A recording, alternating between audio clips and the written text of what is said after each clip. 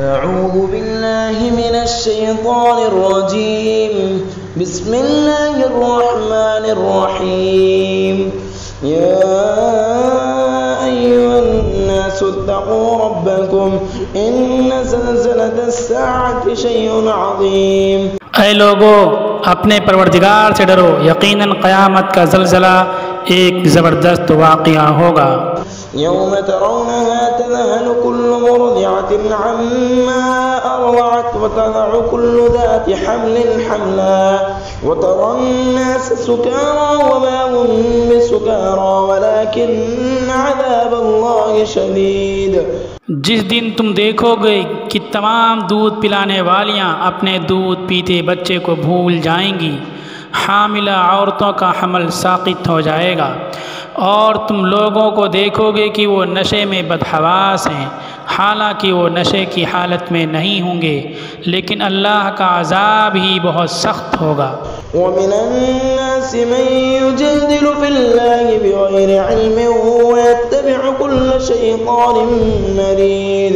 اور بعض لوگ وہ ہیں جو اللہ تعالیٰ کے سلسلہ میں علم و واقفیت کے بغیر جھگڑے کرتے ہیں اور ہر سرکش شیاطین کی پیروی کرنے لگتے ہیں۔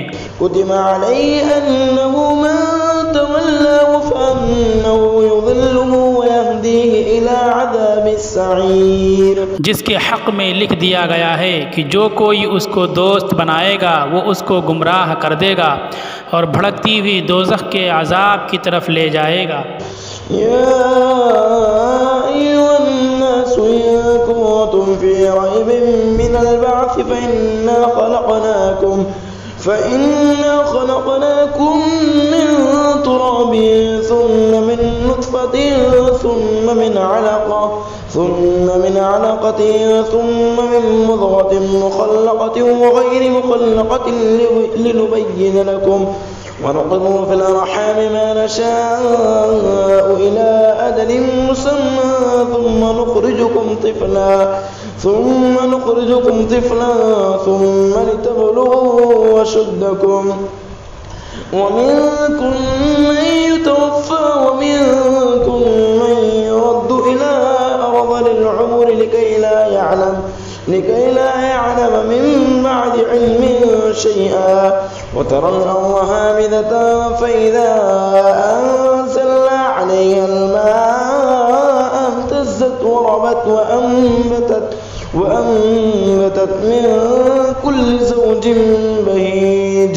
اے لوگو، اگر تم کو دوبارہ زندہ کیے جانے کے بارے میں شک و شبہ ہے تو غور کرو کہ ہم نے تم لوگوں کو مٹی سے، پھر نطفہ سے، پھر جمے ہوئے خون سے پیدا کیا ہے، پھر بوٹی سے جو پوری ہوتی ہے اور بعض ادھوری رہ جاتی ہے، تاکہ ہم تمہارے سامنے اپنی قدرت کو اچھی طرح واضح کر دیں، اور ہم جس حمل کو چاہتے ہیں رحم میں ایک متعین مدت تک ٹھہرائے رہتے ہیں، پھر تم کو بچہ بنا کر باہر لاتے ہیں، پھر اس وقت تک تم میں سے بعض کو زندہ رکھتے ہیں جب تم اپنی بھری جوانی کو پہنچ جاؤ، اور تم میں سے بعض کو اس سے پہلے ہی موت دے دی جاتی ہے، اور بعض وہ ہیں جو زیادہ نکمی عمر یعنی انتہائی بڑھاپے تک پہنچائے جاتے ہیں، تاکہ وہ جس چیز کو سمجھ چکے تھے بعد میں اس کو نہ سمجھ پائیں۔ اور یہ بات بھی قابل غور ہے کہ تم زمین کو دیکھتے ہو کہ وہ سوکھی ہوئی ہے، پھر جب ہم اس پر بارش برساتے ہیں تو تر و تازہ ہو جاتی ہے، پھولتی ہے اور قسم قسم کے خوشنما پودے اگاتی ہے۔ ذلك بأن الله هو الحق وأنه يحيي الموتى وأنه على كل شيء قدير۔ یہ سب کچھ اس لیے ہوتا ہے کہ اللہ ہی برحق ہیں، وہی بے جانوں میں جان ڈالتے ہیں اور وہی ہر چیز پر قادر ہیں۔ وَأَنَّ السَّاعَةَ آتِيَةٌ لَا رَيْبَ فِيهَا وَأَنَّ اللَّهَ يَبْعَثُ مَن فِي الْقُبُورِ۔ اور یقیناً قیامت آنے والی ہے جس میں کوئی شبہ نہیں، اور جب آئے گی تو ضرور اللہ ان سب کو دوبارہ زندہ فرمائیں گے جو قبروں میں ہیں۔ سورہ حج، حضرت ابراہیم علیہ السلام نے جب کعبہ کی تعمیر مکمل کر لی تو اللہ تعالیٰ نے حکم فرمایا کہ حج کا اعلان کر دو۔ حضرت ابراہیم علیہ السلام نے اعلان فرمایا اور اللہ نے اس آواز کو ان تمام لوگوں تک پہنچا دیا جن کے لیے حج مقدر ہے۔ اسی سورہ میں اس واقعے کا ذکر آیا ہے، اس لیے اس سورہ کا نام سورہ حج ہے۔ اس سورہ میں خاص طور پر قیامت کے احوال، دوبارہ زندہ کیے جانے کے دلائل اور جنت و دوزخ کی کیفیات کا تذکرہ فرمایا گیا ہے۔ حج کے شعائر، حج کی فرضیت، قربانی اور جہاد فرض کر کیے جانے کے اسباب کو روشنی ڈالی گئی۔ یہ سب چیزیں کیوں فرض کی گئی؟ رسول اللہ صلی اللہ علیہ وسلم کو اہل مکہ کی طرف سے جو تکلیف پہنچتی تھی اس پر آپ صلی اللہ علیہ وسلم کی دلداری کی گئی ہے۔ اللہ تعالیٰ کی نشانیوں اور قدرتوں کو ذکر فرمایا گیا ہے، اور آخر میں نماز، زکوٰۃ اور جہاد کا ذکر فرماتے ہوئے دین کے اس بنیادی اصول کو واضح کیا گیا ہے کہ اس دین و شریعت کی بنیاد ناقابل برداشت مشقت و حرج پر نہیں بلکہ سہولت و وسعت پر ہے۔ یعنی جتنے بھی احکام ہیں اسلام میں اور اس دین میں وہ ایسے ہیں کہ انسان آسانی کے ساتھ انہیں انجام دے سکتا ہے، انہیں کر سکتا ہے۔ شروع آیتوں میں قیامت کے منظر کو اللہ تعالیٰ نے ذکر کیا، قیامت سے پہلے کے حالات کو۔ اس کے بعد موت کے بعد اٹھائے جانے پر اللہ تعالیٰ نے دلائل دیے ہیں۔ تو شروع کی آیتوں کا ترجمہ اور ان کی تشریح ہم پیش کرتے ہیں۔ یا ایھا الناس اتقوا ربکم ان زلزلۃ الساعۃ شیء عظیم۔ اے لوگو، اپنے پروردگار سے ڈرو، یقیناً قیامت کا زلزلہ ایک زبردست واقعہ ہوگا۔ یوم ترونها تذهل كل مرضعة عما أرضعت وتضع كل ذات حمل حملها۔ جس دن تم دیکھو گے کہ تمام دودھ پلانے والیاں اپنے دودھ پیتے بچے کو بھول جائیں گی۔ وتضع كل ذات حمل حملها، حاملہ عورتوں کا حمل ساقط ہو جائے گا۔ وترى الناس سکارى وما هم بسکارى ولكن عذاب الله شدید۔ اور تم لوگوں کو دیکھو گے کہ وہ نشے میں بدحواس ہیں، حالانکہ وہ نشہ کی حالت میں نہیں ہوں گے، لیکن اللہ کا عذاب ہی بہت سخت ہوگا۔ دودھ پلانے والے اپنے بچے کو چھوڑ دیں، کتنی بڑی آفت آ جائے لیکن ماں اپنے بچے کو اپنی گود سے جدا نہیں کرتی ہے۔ جتنے زیادہ حالات خراب ہوتے ہیں اور پریشان کن ہوتے ہیں، ماں اپنے بچے کو اتنا ہی زیادہ اپنی گود میں چمٹا لیتی ہے۔ یہ انسان اور جانور تمام مخلوق میں آپ دیکھ سکتے ہیں، مائیں اپنے بچوں سے ایسی محبت کرتی ہیں، خاص طور پر دودھ پیتے ہوئے بچوں سے۔ لیکن جب قیامت کا منظر ہوگا تو اتنا ہولناک ہوگا کہ مائیں اپنے دودھ پیتے ہوئے بچے کو بھول جائیں گی۔ وَتَضَعُ كُلُّ ذَاتِ حَمْلٍ حَمْلَهَا، اور حاملہ عورتوں کا حمل ساقط ہو جائے گا۔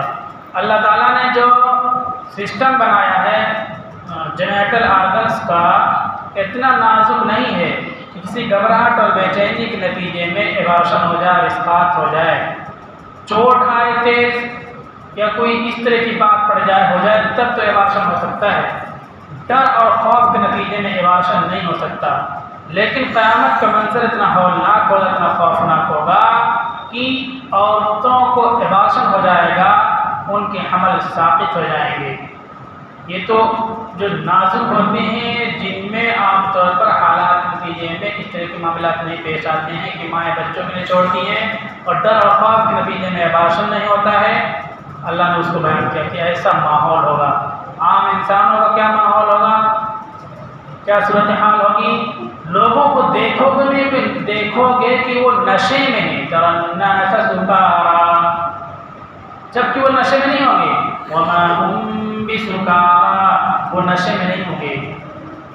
پھر کیوں جھوم رہے ہوں گے؟ وہ جھوم رہے ہوں گے، ان کے پیر دونوں ان کے جسم کا لوڈ اور وزن نہیں اٹھا پا رہے ہوں گے، جھوم رہے ہوں گے وہ، کیونکہ اب یہ اللہ کا عذاب آ رہا ہے۔ اللہ کا عذاب دیکھ کر کے وہ اس طرح سے جھوم رہے ہوں گے نشے کے حالت میں۔ ہوش ہوگا، ان کو سب سمجھ میں آ رہا ہوگا، لیکن جسم کا قابو میں نہیں ہوگا۔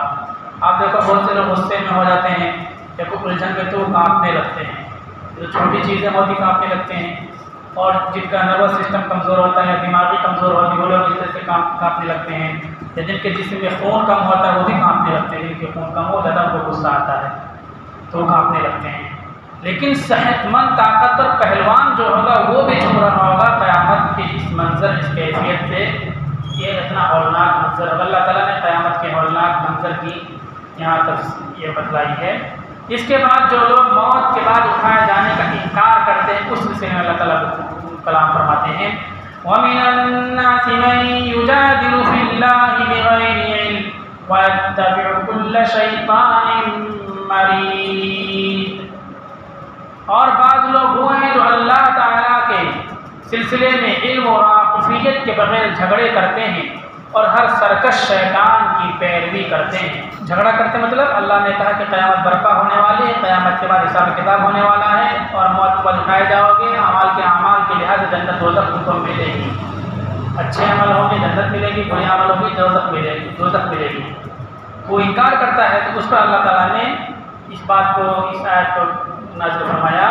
اب اس کے اس اعتراض کا جواب دیتے ہیں یا ایھا الناس ان کنتم فی ریب من البعث، اے لوگو اگر تم دوبارہ زندہ کیے جانے کے بارے میں شک شبہ میں ہو تو غور کرو فإنا خلقناکم من تراب ثم من نطفة ثم من علقة ثم من مضغة مخلقة۔ غور کرو ہم نے تم لوگوں کو مٹی سے، پھر نطفہ میں سیمن اوبا، پھر جمے ہوئے خون سے پیدا کیا، پھر بوٹی سے جو پوری ہوتی ہے، وغیر مخلقۃ لنبین لکم، اور ادھوری رہ جاتی ہے تاکہ ہم تمہارے سامنے اپنی قدرت کو اچھی طرح واضح کر دیں۔ وَنُقِرُّ فِي الْأَرْحَامِ مَا نَشَاءُ إِلَىٰ أَجَلٍ مُّسَمًّى، اور ہم جس حمل کو چاہتے ہیں رحم میں ایک مدت تک ٹھہرائے رہتے ہیں۔ ثُمَّ نُخْرِجُكُمْ طِفْلًا ثُمَّ لِتَبْلُغُوا أَشُدَّكُمْ، پھر تم کو بچہ بنا کر باہر لاتے ہیں، پھر اس وقت تک تم میں سے بعض کو زندہ رکھتے ہیں جب تم اپنی بڑی جوانی کو پہنچ جاؤ۔ وَمِنكُم مَّن يُتَوَفَّىٰ وَمِنكُم مَّن يُرَدُّ إِلَىٰ أَرْذَلِ الْعُمُرِ لِكَيْ لَا يَعْلَمَ مِن بَعْدِ عِلْمٍ شَيْئًا، اور تم میں سے بعض کو اس سے پہلے ہی موت دے دی جاتی ہے، اور بعض وہ ہیں جو زیادہ نکمی عمر یعنی انتہائی بڑھاپے تک پہنچ جاتے ہیں تاکہ وہ جس چیز کو سمجھ چکے تھے بعد میں اس کو نہ سمجھ پائیں۔ وَتَرَى الْأَرْضَ هَامِدَةً فَإِذَا أَنزَلْنَا عَلَيْهَا الْمَاءَ اهْتَزَّتْ وَرَبَتْ وَأَنبَتَتْ مِن كُلِّ زَوْجٍ بَهِيجٍ۔ اور یہ بھی قابل غور بات ہے کہ تم زمین کو دیکھتے ہو کہ وہ سوکھی ہوئی ہے، پھر جب ہم اس پر بارش برساتے ہیں تو تر و تازہ ہو جاتی ہے، پھولتی ہے اور قسم قسم کے خوشنما پودے اگاتی ہے۔ ذَلِكَ بِأَنَّ اللَّهَ هُوَ الْحَقُّ وَأَنَّهُ يُحْيِي الْمَوْتَىٰ وَأَنَّهُ عَلَىٰ كُلِّ شَيْءٍ قَدِيرٌ۔ یہ سب کچھ اس لیے ہوتا ہے کہ اللہ ہی برحق ہے، وہی بے جانوں میں جان ڈالتے ہیں اور وہی ہر چیز پر قادر ہیں۔ وَأَنَّ السَّاعَةَ آتِيَةٌ لَا رَيْبَ فِيهَا، یقیناً قیامت آنے والی ہے جس میں کوئی شبہ نہیں ہے۔ وَأَنَّ اللَّهَ يَبْعَثُ مَن فِي الْقُبُورِ، اور جب آئے گی تو ضرور اللہ ان سب کو دوبارہ زندہ فرمائیں گے جو قبروں میں ہیں۔ ان آیتوں میں پہلے قیامت کے بارے میں بتایا کا کیا منظر ہوگا، اس کے بعد جو بحث مباحثہ کرتے ہیں کہ موت کے بعد زندگی نہیں ہوگی اور دنیا ہی میں جو کچھ ہے بس ہے، اس کے بعد ختم ہے کہانی، ان کو اللہ نے جواب دیا کہ تم اپنی ذات کے بارے میں دیکھو کہ تم کو اللہ نے کیسے پیدا کیا، تمہاری پیدائش کیسے ہوئی، پیدائش کا نظام اپنا دیکھو۔ جو بحث کرنے والا شخص تھا وہ تھا نضر بن حارث، یہ رسول اللہ صلی اللہ علیہ وسلم سے بحث کر رہا تھا کہ قیامت نہیں آنے والی ہے، مرنے کے بعد ختم ہو جائیں گے، جھگڑا کر رہا تھا اور فرشتوں کو اللہ کی بیٹیاں مانتا تھا، قرآن کو پچھلے لوگوں کے افسانے نعوذ باللہ کہا کرتا تھا، الٹی سیدھی باتیں کہتا تھا۔ اللہ کے نبی صلی اللہ علیہ وسلم یا صحابہ کرام اسے لڑتے نہیں تھے، بلکہ اس کو عقلی دلیل دیتے تھے۔ آج ہماری کمزوری یہ ہے کہ جب کوئی ہمارے مذہب پر اعتراض کر دیتا ہے تو ہم فوراً لڑنے پر آ جاتے ہیں۔ ضرورت ہے کہ ہم عقلی طور پر اس کو جواب دیں، بتائیں کہ تمہاری بات غلط ہے، ہماری بات صحیح ہے۔ وہ انکار کر رہا تھا کہ موت کے بعد نہیں اٹھائے جائیں گے، تو اس کو اللہ نے دلیل دی، دیکھو بچہ کیسے پیدا ہوتا ہے، وجود میں پیدا ہوتا بچہ کتنے مرحلوں سے، نازک مرحلوں سے گزرتا ہے۔ زمین سوکھی ہوتی ہے لیکن جیسے پانی پڑتا ہے زمین سے پودے اگاتے ہیں۔ تو ان چیزوں کو تم غور کرو کہ ایک چیز نہیں تھی لیکن اس کا وجود ہو گیا۔ اسی طرح اللہ تعالیٰ انسانوں کو موت کے بعد زندگی کے لیے اللہ نے دلیل دی اس کو۔ تو ہماری بھی ذمہ داری ہے کہ ہم لڑے بھڑے نہ، مشتعل نہ، لیکن اگر کسی نے کوئی بات بول دی تو اس کو قتل بھی کر دو گے۔ جو بات کے ذریعے سوچ انسانوں کے اندر پیدا ہو گئی ہے اس سوچ کو قتل نہیں کیا جا سکتا ہے، اس سوچ کو بات کے ذریعے سے ختم کی جا سکتی ہے، دلیل کے ذریعے ختم کی جاتی ہے۔ قرآن نے ہم کو سبق، ہم کو طریقہ بتلایا ہے کہ ہم دلیل دیں، سمجھائیں اور اس کے بات کو، اس کے منطق کو کاؤنٹر کریں، رد کریں۔ تو یہ اعتراض کرنے والا نظر بن حارث تھا، قرآن کو نعوذ باللہ افسانے، پرانے زمانے کی کہانی کہا کرتا تھا۔ اس پر جواب دیا اور بھی آگے جواب دیا کہ اگر اللہ کی کتاب نہیں ہے، انسان کے لیے کی کتاب ہے، تو تم ایسی آیت بنا کے لے آؤ، پھر پتہ چلے گا کہ اللہ کی کتاب ہے کہ انسان کی۔ ایک شخص کے بارے میں یہ آیت نازل ہوئی، لیکن ظاہر سی بات ہے یہ جو ایک شخص کو موضوع بنا کر کے جو آیتیں نازل ہوتی پوری انسانیت کے لیے اور ہمیشہ کے لیے اس میں ہدایتیں ہوتی ہیں۔ تو ہمیشہ ہر دور میں ایسے اعتراضات کرنے والوں کے لیے جواب ہے جو موت کے بعد زندگی کا انکار کرتے ہیں۔ تو اس وقت جو سائنس ہے گائنیکولوجی کی بچوں کی پیدائش کی، جو قرآن نے بتایا بالکل ایسے ہی ہے۔ سائنس کے ذریعے قرآن کی بات صحیح ہے غلط تو ہم نہیں طے کریں گے، بلکہ قرآن کے ذریعے سائنس کو طے کریں گے کہ سائنس کے بعد صحیح کی غلط۔ اگر قرآن ایسا کہتا تو ایسے ہی ہوگا، چاہے سائنس کچھ بھی کہتی رہے۔ فَإِنَّا خَلَقْنَاكُم مِّن تُرَابٍ، اللہ تعالیٰ پہلی بات انسان کی تخلیق کے لیے کہتے ہیں کہ ہم نے انسان کو مٹی سے بنایا۔ اس آیت میں ماں کے پیٹ کے اندر انسان کی تخلیق کے مختلف درجات کا بیان ہے۔ اس کی تفسیر بخاری کے حدیث میں ہے جو حضرت عبداللہ بن مسعود سے روایت ہے۔ رسول اللہ صلی اللہ علیہ وسلم نے فرمایا، عبداللہ بن مسعود کہتے ہیں، اور وہ سچ بولنے والے، سچے جاننے سمجھے جانے والے ہیں کہ انسان کا مادہ 40 روز تک رحم مادر میں رہتا ہے۔ یہ سیمن اوور یوٹرس میں 40 دن تک رہتا ہے۔ 40 دن کے بعد علاقہ یعنی جمع ہوا خون بن جاتا ہے۔ 40 دن کے بعد خون جمع ہوا خون بنے گا۔ خون کے ہاتھ سے چوٹ لگے گی تو بکھر جاتا ہے وہ خون۔ پھر 40 ہی دن کے میں وہ مضغہ یعنی گوشت بن جاتا ہے۔ اس کے بعد اللہ تعالیٰ کی طرف سے ایک فرشتہ بھیجا جاتا ہے جو اس میں روح پھونک دیتا ہے۔ تو 40 کو 3 سے ملٹیپلائی کریں 120 دن۔ 120 دن کے بعد بچے کے اندر روح ڈال دی جاتی ہے۔ اسی لیے فقہاء نے لکھا کہ 120 دن کے بعد اگر کوئی بیماری ہو بچے دانی میں یا کہیں اور، تو 120 دن کے بعد ایبارشن کرانا جائز نہیں ہوگا۔ زندہ انسان کو قتل کرنے کا گناہ اور جرم ہوگا 120 دن کے بعد۔ 120 دن سے پہلے کوئی بات ہو کہ ڈاکٹر نے کہا بھائی یوٹرس میں کینسر ہے، ایسا ویسا، یوٹرس سے نکلوا دو، چلنے کی نکلوا دو، تو وہاں جائز ہے 120 دن سے پہلے، چونکہ وہاں جان ابھی نہیں پڑی۔ 120 دن کے بعد جان پڑ جاتی ہے اور اس کے متعلق 4 باتیں اسی وقت فرشتہ کو لکھوا دی جاتی ہیں۔ وہ کہ اس کی عمر کتنی ہوگی، دوسرے رزق کتنا ہے، تیسرے عمل کیا طے کرے گا، چوتھے کہ انجام کار یہ شقی اور بدبخت ہوگا یا سعید اور نیک بخت ہوگا۔ مخلقۃ و غیر مخلقۃ، پوری طرح سے بنا ہوا یا ناقص بنا ہوا، یہ لفظی معنی ہوگا۔ اس نطفے انسانی کا پیدا ہونا مقدر ہوتا ہے کہ ابھی یہ بچہ پیدا ہوگا، وہ مخلقہ ہے حدیث میں۔ لفظی لحاظ سے مکمل پیدا بنا ہوا، غیر مخلقہ نہ بنا ہوا، ناقص انکمپلیٹ۔ اور جس کا ضائع اور ساقط ہونا مقدر ہوتا ہے کہ یہ ضائع ہو جائے گا، ایبارشن ہو جائے گا، وہ غیر مخلقہ ہے۔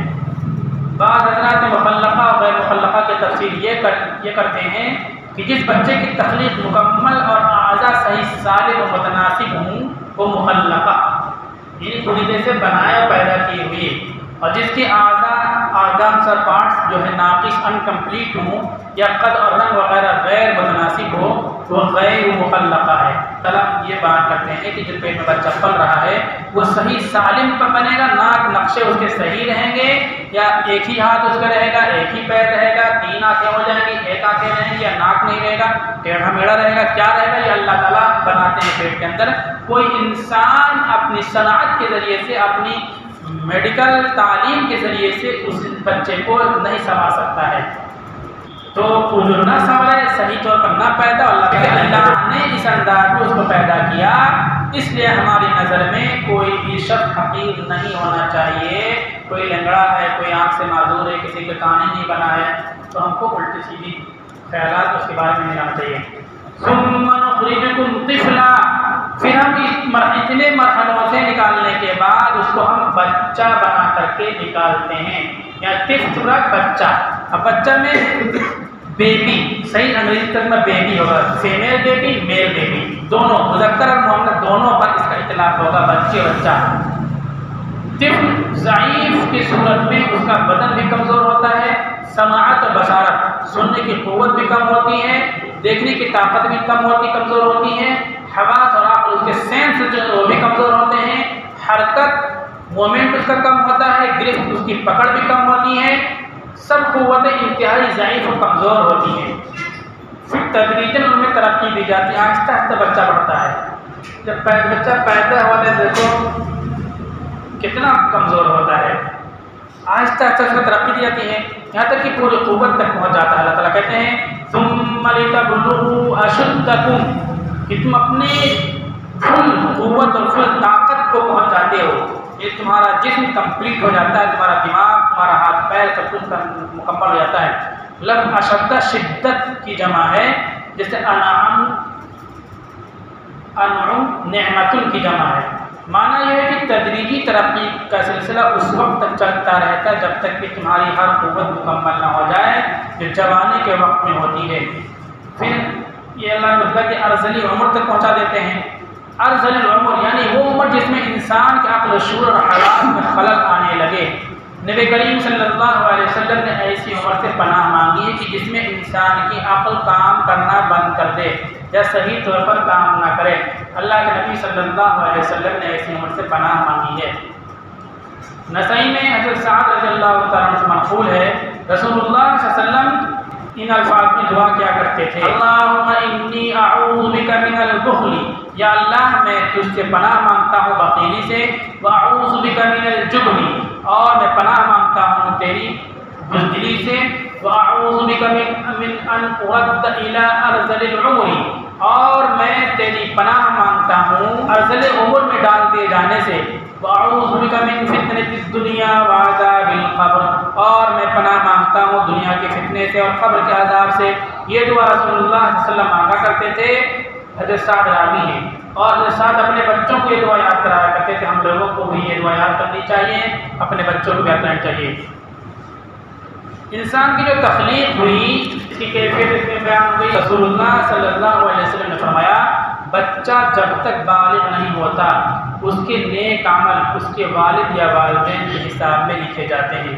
بچے نیک کام کریں گے تو اس کا ثواب ماں باپ کو ملے گا۔ نیک کام اگر کوئی برا عمل کرے اپنے من سے کرے، ماں باپ کرا رہے ہیں اس کو تو ماں باپ کو گناہ ہوگا، لیکن بچہ اپنے من سے کوئی غلطی گناہ کا کام کرتا ہے تو نہ اس بچے کے حساب میں لکھا جاتا ہے نہ ماں باپ کے حساب میں لکھا جاتا ہے۔ پھر جب وہ بالغ ہو جاتا ہے تو قلم حساب اس کے لیے جاری ہو جاتا ہے۔ بالغ ہو گئے، اب جو نیکی کا کام کرے گا اس کا ثواب اس بچے کو ملے گا، اور گناہ کرے گا تو اس کو اس کا گناہ ملے گا۔ نابالغ ہونے سے پہلے جو گناہ کرے گا اس کو گناہ نہیں لکھا جائے گا۔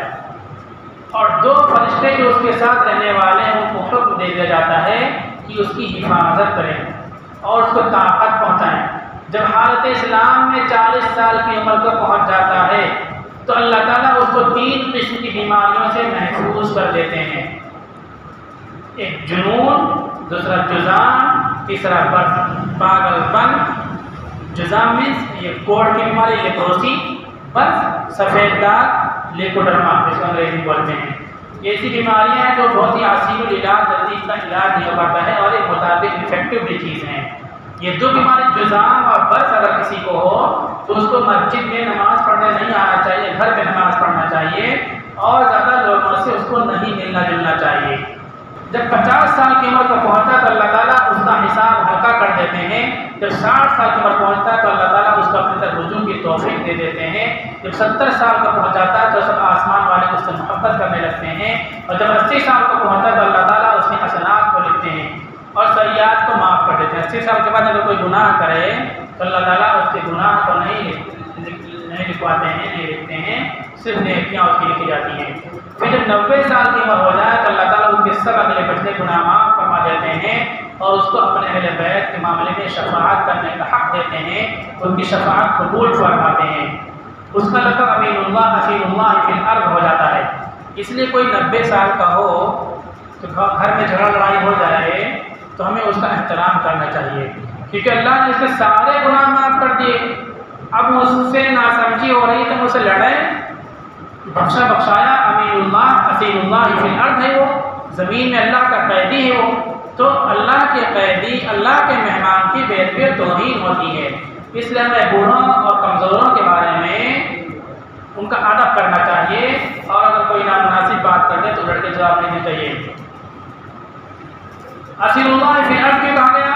کیونکہ اس عمر میں پہنچ کر عموماً انسان کی قوت ختم ہو جاتی ہے، کسی چیز میں لذت نہیں رہتی، قیدی کی طرح عمر گزارتا ہے، اور جب ارذل عمر کا پہنچ جائے 90 کے بعد 100 کے بعد ارذل عمر عام طور پر آ جاتی ہے، اس میں انسان بات سمجھ نہیں پاتا۔ اللہ کے نبی نے اس عمر سے پناہ مانگی ہے تو اس کے تمام نیک عمل نام اعمال میں برابر لکھے جاتے ہیں، کیونکہ اس عمر میں وہ کوئی نیکی نہیں کر سکتا، کوئی برائی بھی کچھ بھی نہیں کر سکتا وہ، لیکن صحت کی حالت میں جو نیک کام کرتا تھا، اب یہاں پہ کوئی چھٹی پہ ہے، وہ جو نیک کام صحت کی حالت میں کرتا تھا اس عمر میں وہ سارے نیک کام کے ثواب اس کو لکھے جاتے ہیں اس کے لیے۔ اس لیے ہم کو صحت کی حالت میں بہت زیادہ نیک کام کرنا چاہیے کہ جب اس حالت میں پہنچ جائیں کہ ہم نیک کام نہ کر سکیں تو ہمارے نیک کاموں کا میٹر چالو رہے۔